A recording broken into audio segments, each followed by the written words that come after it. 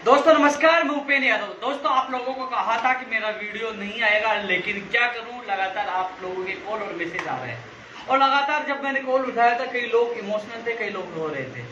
ऐसे में मुझे लगा कि एक वीडियो डालना चाहिए, क्योंकि एलडीसी भर्ती 2018 हो चाहे 17 हो और चाहे वो तमाम अन्य भर्तियां हो, आप सबके लिए मेरा सबसे बड़ा मैसेज यही है कि जो तमाम आप लोगों ने मुझे मैसेज किया था 5 तारीख को जो मैंने एक वीडियो डाला था, मैंने शिव साहब के सचिव साहब से बात की थी, तो उन्होंने कहा था कि तमाम भर्तियों की आप मुझे लिख के डिटेल दीजिए। तो आप लोगों की वो डिटेल आपने मुझे भेजी थी, वो डिटेल एक बार तो मैंने इनको भेज भी दी है। इसके अलावा लेटर पैड पे टाइप करवाकर मैं सोमवार या मंगलवार को कभी भी, क्योंकि मैंने मंत्री जी से बात की है कोटपुतली वाले से, उन्होंने कहा है कि वो जल्दी से में मुझे एक मीटिंग फिक्स कराएंगे। तो मैं समय मांग रहा हूँ, जब भी मेरी मीटिंग होगी तो मैं खुद व्यक्तिगत भी तमाम भर्तियों का जो मामला है, चाहे अधीनस्थ बोर्ड की हो चाहे आरपीएससी की हो, उनका नाम तो नहीं ले पाऊंगा क्योंकि मैं पहले जिक्र कर चुका हूँ। आपको पता है कौन कौन सी भर्तियां हैं, उस पिछले वीडियो में आपको पता है। उन तमाम भर्तियों की डिटेल मैंने खुद ने बनाई है बैठ के घर पे, और उनको मैं एक बार तो उनको व्हाट्सएप मिलकर जरिए भेज चुका हूँ, और एक मैं व्यक्तिगत मिलकर सीओ में वो पूरी मैं रिपोर्ट दूंगा कि जो तमाम भर्तियां लंबित है, चाहे आरपीएससी के जिनका परिणाम जारी होना है, कई भर्तियां जो कोर्ट में हैं, चाहे आरएस भर्ती 2018 हो, चाहे आप कृषि प्रेक्षक हो, महिला सुपरवाइजर हो, प्रयोगशाला सहायक हो, ये कोर्ट में लंबित है भर्तियां, चाहे फायरमैन की भर्ती लंबित वो हो। इसके अलावा जिनकी परीक्षा तिथि जारी होनी, चाहे पटवारी हो, चाहे वन रेंजर हो, और चाहे राजस्थान पुलिस हो, जो तमाम भर्तियां जिनकी परीक्षा तिथि जारी है, चाहे स्टेनोग्राफर संशोधित अभ्यर्थना उसकी परीक्षा तिथि जारी हो, और इसके अलावा जो जिनका जो सेकंड ग्रेड भर्ती 2018 की नियुक्ति प्रक्रिया का मामला हो, चाहे आप सेकंड एलडीसी भर्ती 2018 का वापस जो जिला आवंटन होंगे और उसकी नियुक्ति प्रक्रिया का मामला हो, चाहे 2013 317 पदों पर जो सूची जारी होने का मामला हो, तमाम मांगों को लेकर लगातार मैंने आप लोगों की आवाज उठाई है और सीएमओ तक बात पहुंचाने की कोशिश की है। अब मैं इसमें चर्चा करना चाहूंगा जो सबसे बड़ा इश्यू बना है आज एलडीसी भर्ती 2018, जिसके लिए जो काफी लोगों ने विरोध किया था। दोस्तों बड़ी मेहनत के बाद हमने जिला और विभाग आवंटन करवाया, बहुत मेहनत के बाद। आपने देखा होगा मुझे कोरोना इस महामारी के दौरान जयपुर जाना पड़ा, आप लोगों के लिए गया और आपकी सूची जारी करवाई, लेकिन उसके बाद विवाद उत्पन्न हुआ। काफी लोगों ने कहा कि हम संतुष्ट नहीं है कि हमें जिला दूर दिया गया, हमारी मेरिट ज्यादा थी, कम वालों को होम टाउन दिया गया, विभाग को लेकर वो संतुष्ट नहीं थे। ऐसे में एक बार तो मैंने वीडियो के माध्यम से आप लोगों को अवगत कराया था कि आपको जो मिले आप ज्वाइनिंग कर लीजिए, ज्वाइनिंग के बाद आप कोर्ट में जाकर आप अपना जिला बदला सकते हो। लेकिन जब मुझे बात हुआ, पता चला कि वास्तव में लोग एडवोकेट्स के पास जा चुके हैं। मैंने एक दो एडवोकेट से बात की कि हमारी तैयारी हो चुकी है, आपके कुछ उनके स्क्रीनशॉट आपको ग्रुपों में व्हाट्सएप ग्रुपों में मिले होंगे जो उन्होंने तैयारी कर ली थी कोर्ट में याचिका लगाने के लिए। अब ऐसे में मैं जब तक तो बात नहीं की, लेकिन कल मैंने सीओ में अधिकारियों से बात की, मैंने निवेदन किया कि एक बार भर्ती कोर्ट में चली गई और एक बार स्टे मिल गया तो साल भर भूल जाना। दोस्तों 8 साल का मेरा अनुभव है, क्योंकि आप रीड शिक्षक भर्ती 2018 में जो 11 फरवरी को हुई थी वो 2019 में 19 और 20 में वो जाके पूरी हो पाई है। आप आरएस भर्ती 2018 कृषि प्रयोगशाला सहायक भर्ती, जो तमाम भर्ती 2015 जो अग्नि सहायक वाली है, वो आज भी कोर्ट में लंबित है। यानी कि कई भर्तियां 4-4 साल तक। एक बार शिक्षक भर्ती 2000 रीड शिक्षक भर्ती 2016 वो 19 में पूरी हो पाई थी, 3 साल पे। तो यदि कोर्ट से स्टे मिल जाता, स्टे मिलने के बाद फिर मिलती आपको तारीख, फिर आता कि सरकार से जवाब, नोटिस का जवाब, फिर जवाब नहीं आता, जवाब आते तो तारीख नहीं मिलती, और तारीख मिलती तो सुनवाई नहीं हो पाती, सुनवाई हो पाती तो फैसला नहीं हो पाता, साल 2 साल लग जाती है, आप लोग रोते रहते हैं। ऐसे में मैंने सीएमओ में अधिकारियों से निवेदन किया कि साहब ये भर्ती एक बार अटक गई, माननीय मुख्यमंत्री जी के मॉनिटरिंग से आप लोगों सरकार ने अच्छा कार्य करते हुए इस भर्ती को फास्ट तरीके से किया। सरकार को बड़ा श्रेय मिला है, हिंदुस्तान का पहला राज्य था जिसमें कोरोना महाकाल ये जो महामारी के दौरान भी 11,000 लोगों के जो जिला आवंटन विभाग आवंटन कर नियुक्ति प्रक्रिया की तैयारी की है। ऐसे में मेहनत आपकी बेकार जाएगी और जो लगातार मैं प्रयास कर रहा हूँ वो मेहनत भी बेकार जाएगी, और ऐसे में जो सिस्टम में बैठे अधिकारी गलती करे उसकी लापरवाही से सरकार को बदनाम होगी। मैंने कहा इसका बीच का रास्ता निकाला जाए। और दोस्तों मैं धन्यवाद देना चाहूंगा माननीय मुख्यमंत्री जी को, उनकी पूरी टीम को, उन्होंने मेरी बात को माना है। जो चयनित अभ्यर्थी इस वीडियो को देख रहे हैं उन लोगों को मैं बताना चाहूंगा मैंने आपके हित में फैसला लिया है, क्योंकि जो अभ्यर्थी वास्तव में देखो, जिन लोगों ने अपन को एक बात स्वीकारनी होगी हम सबको मिलकर कि वास्तव जिनके अच्छे नंबर थे, जिनकी अच्छी मेरिट थी, उन लोगों को दूर दिया गया, जिनकी कम थी, मैंने भी कई आंकड़े देखे, उनको पास दिया गया, तो वो लोग कोर्ट में चले गए। मैं ज्यादा अपील करके कुछ लोगों को रोक सकता हूँ, हर व्यक्ति को नहीं रोक सकता। जिन लोगों ने याचिका तैयार कर दी, मान लीजिए मैं अधिकतर लोगों को रोक देता, एक व्यक्ति जाके स्टे ले लेता, तो आप लोग साल भर तक रोते रहते और मुझे ही भागना पड़ता है। मुझे पता है कि क्या स्थिति हो पाती है आपकी मानसिक और आर्थिक स्थिति से आप परेशान हो जाते हैं। ऐसे में मैंने मजबूती से बात रखी, चाहे जिन लोगों के साथ गलत हुआ जिला आवंटन विभाग आवंटन उनके साथ हो पाएगा, सही हो पाएगा और आपका भी समय बचेगा साल भर 2 साल। क्योंकि मैंने उदाहरण दिए इन भर्तियों के, आपने देखा कितने टाइम तक भर्तियां लटकी पड़ी है। आपने प्रयोगशाला सहायक भर्ती 2018 देखो, जिला आवंटन के ऑप्शन भर लिए स्टे है, उनको ज्वाइनिंग नहीं हो पा रही।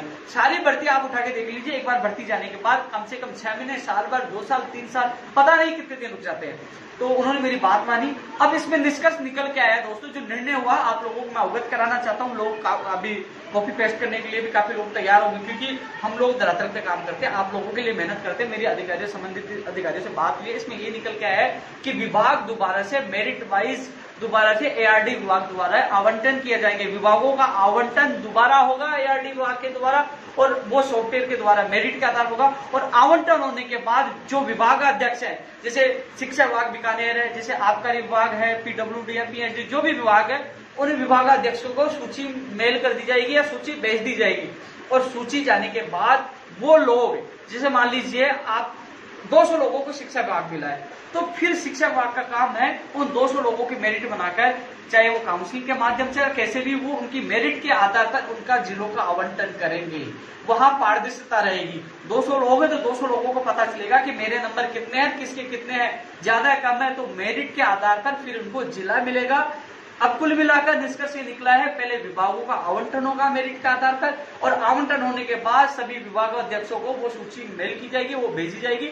उसके बाद वो विभागाध्यक्ष अपने विभाग यानी कि वो खुद मेरिट जारी करेंगे, मेरिट के अनुसार वो जिला आवंटन वो करेंगे, और जिला आवंटन के बाद आपकी नियुक्ति प्रक्रिया शुरू होगी। अब लोगों का सवाल है इस प्रक्रिया में कितना टाइम लगेगा, इसलिए मैं आप लोगों को इस बार कुछ भी नहीं बताऊंगा, क्योंकि पिछली बार मैंने आप लोगों को बताया तो आप लोगों ने मेरा जीना बिल्कुल भी आपने मुश्किल कर दिया था लगातार। क्योंकि दोस्तों आपको पता है पिछली बार जो सॉफ्टवेयर टेस्टिंग रिजल्ट जब टेस्टिंग होती है इसमें 2-4 दिन लग गए, टेस्टिंग में 2-3 दिन खराब हो चुके थे पिछली बार। इस बार भी टेस्टिंग होगी दोबारा तो 2-3 दिन फिर लगेंगे। इसके अलावा एक्स्ट्रा टाइम लगेगा 5 से 10 दिन, 5 दिन लग जाए, 10 दिन लग जाए, 7 दिन लग जाए, 6 दिन लग जाए, ये समय है। कभी भी ये इतने दिन तो लगेंगे। इसके बाद वो सूची उनको भेजेंगे, फिर विभाग वाले जिला आवंटन का कार्य करेंगे। ये एलडीसी भर्ती 2018 के अभ्यर्थियों की सूचना है। 2013 वाले 317 वालों के संबंध में मेरी खुद की बात हुई, आपके लगातार कॉल मैसेज आ रहे हैं। आप 7 साल से संघर्ष कर रहे हो, मुझे पता है। मैंने आपका हर जगह साथ दिया। जब सीएम साहब की मीटिंग हुई तो आपकी मैंने शामिल कराया, चाहे मोहित शर्मा हो, चाहे अभिषेक हो, चाहे इसने पूछ लीजिए, मैंने मुद्दा शामिल कराया। सीएम साहब ने आपके पद सर्जित किए, हर जगह मैंने आप लोगों का साथ दिया है। और अभी मैंने बात की तो उन्होंने कहा कि सीनियरिटी इनकी रखी जाएगी, इनकी ज्वाइनिंग होगी। आपके फॉर्म जो आरपीसी पड़े उस संबंध में भी सचिव साहब को कह दिया कि जल्द से जल्द मंगवाई जाए। तो मैं आपकी भी हेल्प कर रहा हूँ, जल्द से जल्द आपकी सूची जारी हो, आपको खुशखबरी मिले। आप 7 साल से संघर्ष कर रहे हो। 2018 वालों को कहना चाहूंगा, अब 2013 वालों से इनसे सबक लीजिए। मैंने भी पूरा सहयोग किया, लेकिन इन लोगों ने इतनी मेहनत की है कि 7 साल से लोगों ने हार नहीं मानी।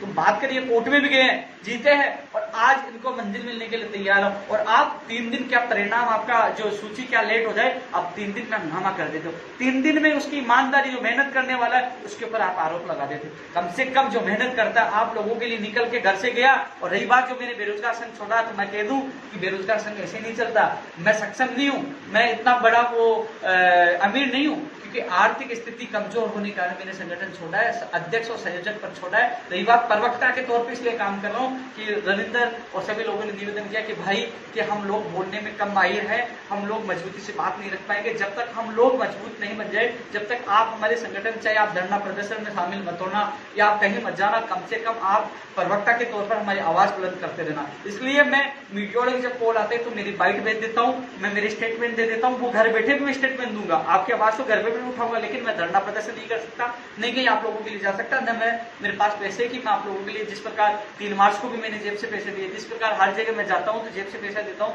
लेकिन हर बार नहीं दे पाऊंगा, क्योंकि 9 साल से मैं खुद इतना कमजोर हो चुका हूँ। मेरे संगठन के, मैंने पिछले पहले बताया था, 14 से 15 लाख रुपए का कर्जा था। अब मुझे वो कर्जा भी उतारना, मुझे मेरा परिवार को भी संभालना है, क्योंकि लगातार मैंने कभी किसी भी बेरोजगार से 1 रुपए नहीं मांगा। मेहनत और ईमानदारी से कई 1.5 से 2 लाख लोगों को ज्वाइनिंग दिलाई है, और आज संगठन 1 नंबर संगठन बना हुआ बेरोजगार महासंघ। लेकिन ये मैं लोगों को कहता कि मेरी आर्थिक स्थिति से मैं संगठन छोड़ रहा हूं, तो लोग कहते नहीं नहीं, और फिर वही आरोप लगाते कि देखो पैसे मांगने के लिए करे। इसलिए मैंने छोड़कर फिर आप लोगों को बता रहा हूं, क्योंकि बिना आर्थिक मजबूती संगठन नहीं चलता। इसलिए मुझे मजबूरी में संगठन छोड़ना पड़ा है, क्योंकि गाड़ी चलती है तो पेट्रोल चलती है, हर जगह भागना पड़ता है, ज्ञापन की कॉपी, मेल, सब कुछ जेब से लगता है, डरना पड़ता है, सब कुछ। इसलिए मजबूरी में संगठन का मेरे प्रदेश अध्यक्ष के संयोजक पद त्यागना पड़ा। अब ये टीम है, अच्छा कार्य करेगी, उनको सपोर्ट दूंगा, लेकिन मैं प्रवक्ता के तौर पर मैं इन लोगों को इनके पक्ष में, बेरोजगार पक्ष में स्टेटमेंट देता रहूंगा। इसके अलावा जो भी फेसबुक पे मैं कम चीजें डालूंगा, ट्विटर अकाउंट मेरा पड़ा है, उसमें ट्विटर अकाउंट पे मैं अपडेट देता रहूंगा। जैसे मेरे अधिकारियों से बात होगी तो मैं कोशिश करूंगा अधिकतर आप लोगों को सही अपडेट देता रहूं, जो आप लोग बिना चिंतित वहां देख सकते, अपनी दुविधाएं दूर कर सके। इसके अलावा दोस्तों, जो तमाम भर्तियों के लिए आप लोगों ने मुझे नोट्स करवाया था, चाहे सेकंड ग्रेड, जो तमाम भर्तियां थी, उनको मैंने नोट करने के बाद उनको एक बार व्हाट्सएप को मेल कर दिया था। अब जैसे जो 587 का मामला है, इन लोगों को विश्वास दिलाया था, मैं आप लोगों के साथ हूं। आप लोगों के लिए मैंने मंत्री जी से बात की है, वो कह रहे हैं सोमवार या मंगलवार को मुझे सीएम ओएसडी साहब से मिलवाएंगे। मैं कोशिश कर रहा हूं कि मैं जयपुर जाकर उन 587 की बात मजबूती से रखूं, उनको भी न्याय मिले। उनकी पीडीएफ जो मुझे आज मिली थी, जो पूरी शानदार तरीके से बनाई गई थी, उसको मैंने सीएम सचिव साहब को, जो 2-3 ओएसडी थे, आरती बेन जी हो, ललित जी हो, लेखराज जी हो, तमाम लोगों को मैंने सेंड किया है। और मैं खुद व्यक्तिगत मिलकर आपकी बात मजबूती से रखूंगा।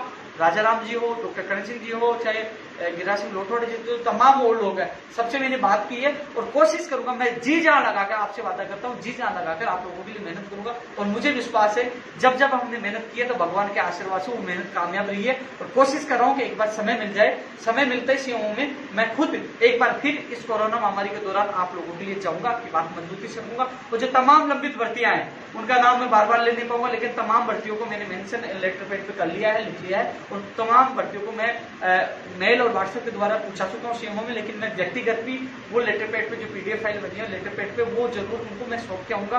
कोशिश करूंगा जो लंबित भर्तियां कोर्ट से वो भी जल्द से जल्द निकले, जिनका परिणाम जारी हो ना परिणाम जारी हो, और जिनकी नियुक्ति प्रक्रिया शुरू हो ना नियुक्ति प्रक्रिया शुरू हो। इसके अलावा एक बड़ा इश्यू जो बेरोजगारों को किराया माफ हो, क्योंकि दोस्तों किराया माफ होने की बात इसलिए उठती है कि यदि बेरोजगारों को पता होता कि लॉकडाउन इतना लंबा चलेगा तो बेरोजगार अपना सामान घर ले जाते और कमरा किराया उनको अब देने की वो आवश्यकता नहीं पड़ती। क्योंकि अब मकान मालिक फोन कर रहा है कि भैया दूसरा महीना चल गया और लॉकडाउन लंबा चला तो तीसरा महीना आ जाएगा, तो बेरोजगार कहां से इतना पैसा दे पाएगा। इसलिए माननीय मुख्यमंत्री जी से मांग करेंगे कि वो किराया बिल्कुल जब से लॉकडाउन स्टार्ट हुआ और जब समाप्त होगा, जब तक वो किराया बिल्कुल माफ किया जाए। इसके दौरान कई लाखों विद्यार्थियों ने कोचिंग फीस जमा करा दी थी विभिन्न भर्तियों की, तो वो अभी तक कोचिंग वालों ने ये स्पष्ट नहीं किया कि वो कोचिंग करवाएंगे लॉकडाउन के बाद या पैसे वापस लौटाएंगे। उस पर भी मुख्यमंत्री जी से निवेदन किया जाएगा, स्पष्ट निर्देश दे कि लॉकडाउन समाप्त के बाद कोचिंग वाले वो वापस फीस देंगे या कोचिंग करवाएंगे, क्योंकि हमारी मांग है कि उसी फीस में या तो कोचिंग करवाई जाए या फीस वापस लौटाई जाए। दो इश्यू ये भी है, किराया माफ वाला और कोचिंग वाला, ये भी मुख्यमंत्री जी के सामने मजबूती से रखूंगा।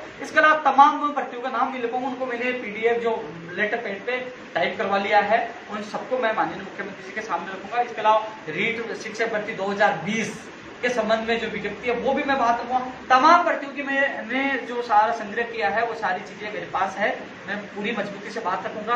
और इसके अलावा आज जो वीडियो डालने का उद्देश्य था, लगातार मुझे कॉल और मैसेज कर रहे थे, मैं देख रहा था, मैं पीड़ा समझता हूँ, हर बेरोजगार की समझता हूँ, लेकिन मैंने मजबूरी में पद छोड़ा। लेकिन मैं एक प्रवक्ता के तौर पर आप लोगों का आवाज मीडिया में, सोशल मीडिया में उठाता रहूंगा। लेकिन पहले जैसे जैसे धरना करना, अनशन करना, लटकाना, जेल जाना, ज्ञापन देना, वो नहीं कर पाऊंगा, क्योंकि उसमें घर से निकलना पड़ता है। मेरी पारिवारिक और कई व्यक्तिगत भी समस्याएं हैं, घर पे भी मुझे जो माता पिता को हमसे 9 साल बाद समय दे पाऊंगा, अब 9वां साल चल रहा है संघर्ष का, तो कहीं ना कहीं मुझे, आपको खुद को पता है कि जो घर वालों परिवार का साथ देते थे वो समय तो मैंने आपकी सेवा में निकाल दी बेरोजगार, लेकिन फिर भी मैं खुश हूँ कि लाखों लोगों को रोजगार मिल पाया। हालांकि मैं आप लोगों को विश्वास दिलाता हूँ, यदि मैं स्टेबल हो जाता हूँ, मुझे लगता है कि मैं मजबूत हो गया हूँ वापस आर्थिक तौर पर, तो आप चाहो तो मैं वापस बेरोजगार संघ में जुड़कर आपकी सेवा करने के लिए वापस आ जाऊंगा। लेकिन जब तक मैं स्टेबल नहीं हो जाता, जब तक मेरी मजबूरी आप लोगों को समझनी होगी, क्योंकि मैं आप लोगों को पूरा समय नहीं दे पाऊंगा। जहां समय मिलेगा मैं प्रवक्ता के तौर पर आपकी आवाज बुलंद करता रहूंगा। रविंद्र चौधरी जो अध्यक्ष है, संयोजक जयराम किसाना और जो तमाम जो टीम बनी है वो आपकी मदद करती रहेगी। अभी कोरोना चल रहा है और कोरोना समाप्त के बाद ये भर्तियों के साथ साथ वो किराया माफ करने का मामला, कोचिंग वाला मामला, तमाम मुद्दे उठेंगे और उसके लिए लड़ाई भी लड़ेंगे, चाहे वो धरातल पे हो, चाहे सड़क पे हो, चाहे कहीं लड़ाई लड़ेगी। उनकी लड़ाई भी कंधे से कंधा मिलाने एक काम व्यक्ति बनकर पूरा साथ दूंगा। जो अपने रविंद्र चौधरी अध्यक्ष और संयोजक जयराम गुजर के नेतृत्व में लड़ाई लड़ेंगे, मैं भी उनका पूरा साथ देने आऊंगा। लेकिन आप सबसे मेरा ये निवेदन है कि आप लोग मजबूती से आप लोग अपने संगठन जो अपने भर्ती के लोगों को एकता में पिरोए रखें, एक साथ रखें। जब आवश्यकता पड़ी तो हम सब मिलकर इस लड़ाई को लड़ेंगे। दोस्तों, इसके अलावा एलडीसी भर्ती 2018 वालों को मैंने कह दिया है कि आपका जो प्रक्रिया होगी मैंने आप लोगों को समझा दिया, लेकिन जो आज निर्णय हुआ है वो आपके हित में हुआ है। कम से कम ये भर्ती आपकी लंबी नहीं अटकेगी, लटकती तो आपके सपने शायद पूरे नहीं हो पाते। ऐसे में अब 5 से 10 दिन आप इंतजार करिए कि आपके जो सूची जो विभाग आवंटन होगा, फिर जिला आवंटन का वो विभाग जो जिस विभाग अध्यक्ष है या विभाग कार्य करेगा वो आपके सामने हो जाएगा। लेकिन जितनी मदद होगी मैं आप लोगों की करता रहूंगा। जय हिंद, जय भारत।